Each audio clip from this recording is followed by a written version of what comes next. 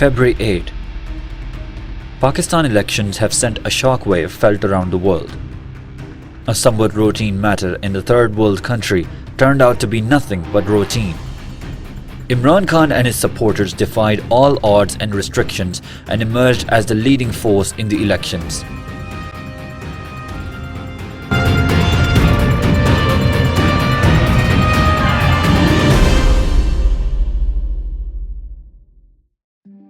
Before we go further, a little perspective.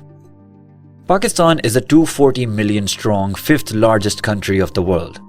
It's a nuclear state sitting in a volatile region of the world. It's the only aspiring democracy of the region besides India in the east. Democracy has not been easy here, but the people of Pakistan have shown their will for democracy with their resilience. Pakistan also has influential diaspora concentrated in US and UK besides Middle East. They have been instrumental in raising human rights issues in Pakistan with lawmakers.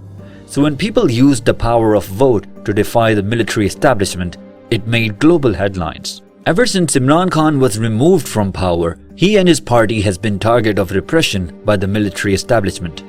Every possible hurdle was erected to disrupt Imran Khan's return to power.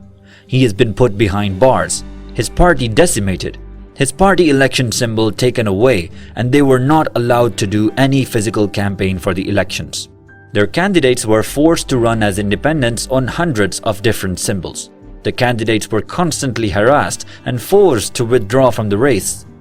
Yet the PTI launched the biggest underground digital election campaign and were able to communicate the correct symbols to the voters. On February 8, people defied all odds and came out in droves to vote for Imran Khan's candidates. Earlier results showed them leading with over 155 seats in the House of 266. At this point, the system panicked and the manipulation of results started. So started the saga of Form 45 versus Form 47. Each constituency is divided into around 300 plus polling stations. Each polling station has about up to 1,500 votes. Each polling station has a government representative called the presiding officer and a representative of the candidates called a polling agent. At the end of voting, votes are counted in front of the polling agents and tabulated in a form called Form 45. This is signed by both government and candidates' representatives. All Form 45s from all different polling stations are collected at the returning officers, where these are collated in what is called Form 47, from which the winner is declared.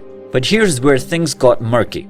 Candidates themselves too calculate the tally based on their copies of Form 45, which are also released to media who start announcing the results.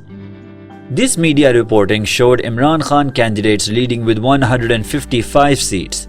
Remember, these media reports were based on actual Form 45s coming from different candidates and field reporters.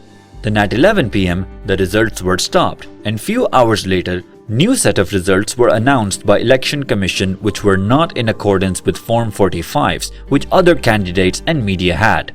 A case in point in NA 130, it is the constituency where Nawaz Sharif was running against PTI candidate Dr. Yasmin Rashid, who was being incarcerated in jail. According to authentic Form 45 of NA 130, we have Dr. Yasmin at 1,01,933 and Nawaz Sharif at 80,895, with Dr. Yasmin Rashid clearly leading with 21,000 votes. But official Form 47 has alternative results, with Nawaz Sharif winning the election by 74,000. Another glaring discrepancy in the official record is the difference of poll in the national and provincial seats.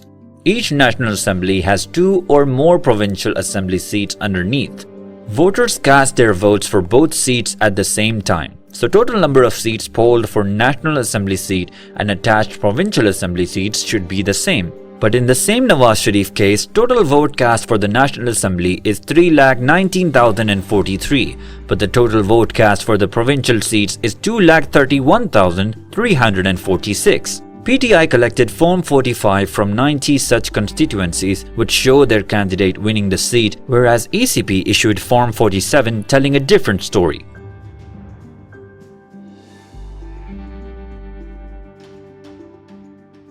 Unfortunately, sadly, tragically, what happened between the night of the 8th and the 9th of February and during the course of the morning of the 9th of February was a massive assault on democracy in Pakistan.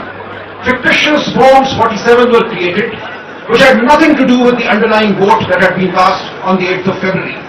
The underlying Forms 45 that were delivered at the offices of the returning officers were tampered with, were discarded, and completely fictitious results were created in at least 90 National Assembly constituencies.